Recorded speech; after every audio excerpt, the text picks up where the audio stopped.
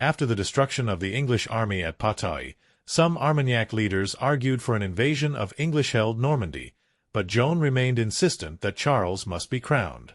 The Dauphin agreed, and the army left Jean on June 29 to march on Reims. The advance was nearly unopposed. The Burgundian-held town of Auxerre surrendered on July 3 after 3 days of negotiations, and other towns in the army's path returned to Armagnac allegiance without resistance. Troyes, which had a small garrison of English and Burgundian troops, was the only one to resist. After 4 days of negotiation, Joan ordered the soldiers to fill the city's moat with wood and directed the placement of artillery. Fearing an assault, Troyes negotiated a surrender. Reims opened its gates on July 16, 1429. Charles, Joan, and the army entered in the evening, and Charles's consecration took place the following morning. Joan was given a place of honor at the ceremony and announced that God's will had been fulfilled.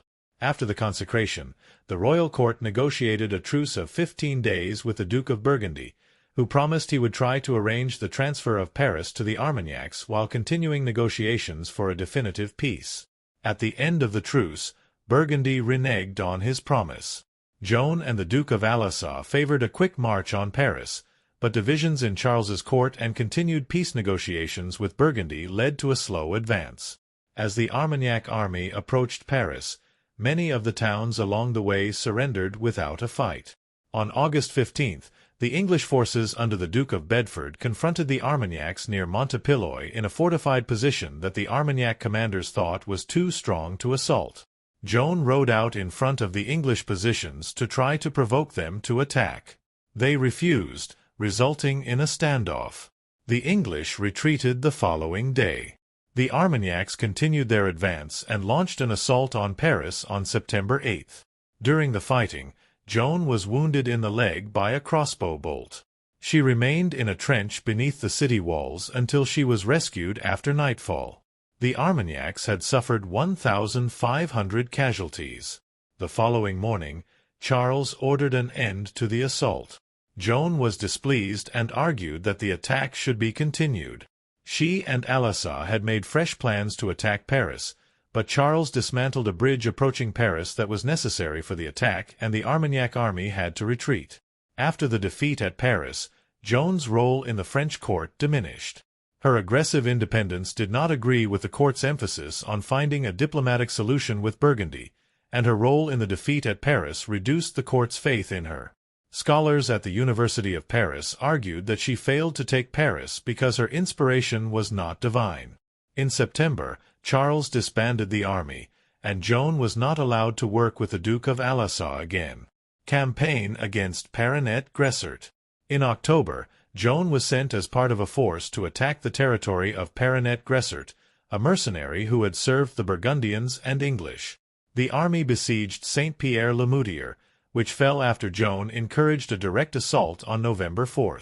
The army then tried unsuccessfully to take La Chérite-sur-Loire in November and December and had to abandon their artillery during the retreat. This defeat further diminished Joan's reputation. Joan returned to court at the end of December, where she learned that she and her family had been ennobled by Charles as a reward for her services to him and the kingdom. Before the September attack on Paris, Charles had negotiated a 4-month truce with the Burgundians, which was extended until Easter 1430. During this truce, the French court had no need for Joan. Siege of Compiègne and capture. The Duke of Burgundy began to reclaim towns which had been ceded to him by treaty but had not submitted. Compiègne was one such town of many in areas which the Armagnacs had recaptured over the previous few months. Joan set out with a company of volunteers at the end of March 1430 to relieve the town, which was under siege. This expedition did not have the explicit permission of Charles, who was still observing the truce. Some writers suggest that Joan's expedition to Compiègne without documented permission from the court was a desperate and treasonable action, but others have argued that she could not have launched the expedition without the financial support of the court. In April, Joan arrived at Melun, which had expelled its Burgundian garrison. As Joan advanced, her force grew as other commanders joined her. Joan's troops advanced to Lagny-sur-Marne and defeated an Anglo-Burgundian force commanded by the mercenary Francois d'Arras, who was captured.